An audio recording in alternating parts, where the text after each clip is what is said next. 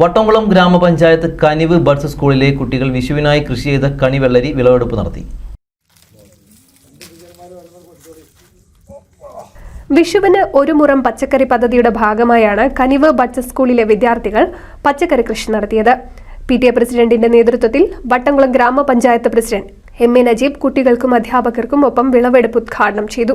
വിഷുവിന് വിഷരഹിത പച്ചക്കറി എന്നുള്ള വലിയ ആശയം മുന്നോട്ട് വെച്ചുകൊണ്ട് നമ്മുടെ ബഡ്സ് സ്കൂളിലെ കുട്ടികളും അതുപോലെ തന്നെ ഇവിടുത്തെ ആയമാരും ടീച്ചർമാരും രക്ഷിതാക്കളും ഒക്കെ കൂടി പുതിയൊരു സംസ്കാരം തുടങ്ങിയിരിക്കുകയാണ്. കാരണം എന്താ വെച്ചാൽ നമ്മൾ ഉണ്ടാക്കുന്ന ഉൽപ്പന്നങ്ങൾ നമ്മുടെ വീട്ടിൽ നമ്മൾ കുട്ടികൾക്ക് കൊടുത്തയക്കുക. നേരത്തെ ഉണ്ണീഷ സൂചിപ്പിച്ചതുപോലെ പല പരിമിതികൾ ഉള്ളിൽ നിന്നുകൊണ്ട് തന്നെ അവർ വളരെ കൃത്യമായി തന്നെ ഇവിടെ സ്ഥലങ്ങളൊന്നുമില്ല നമുക്ക് കൃഷി ചെയ്യാനായിട്ട്.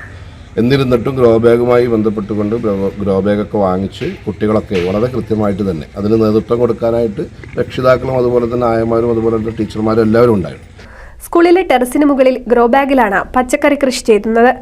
ടീച്ചർമാരൊക്കെ കൂടി ഒരുമിച്ച് വിഷുവിന് ഒരു മുറം പച്ചക്കറി എന്ന വിഷരഹിത പച്ചക്കറി എന്ന ആശയം പഞ്ചായത്ത് തലത്തിൽ നടപ്പാക്കുന്ന പദ്ധതിയുടെ ഭാഗമായി പഞ്ചായത്തിൻ്റെ വിവിധ ഡിപ്പാർട്ട്മെൻറ്റുകൾ ഏറ്റെടുക്കുന്ന പച്ചക്കറി ഉൽപ്പാദനത്തിൻ്റെ ഭാഗമായിട്ടുള്ള ഒരു ചെറിയ രീതിയിലുള്ളൊരു പച്ചക്കറി തോട്ടമാണ് ഈ ബഡ്സ് സ്കൂളിൽ പരിമിതിക്കുള്ളിൽ ജീവിക്കുന്ന രക്ഷിതാക്കളും കുട്ടികളും ടീച്ചർമാരെല്ലാവരും ചേർന്നാണ് ഈ പദ്ധതി നടപ്പാക്കിയത്.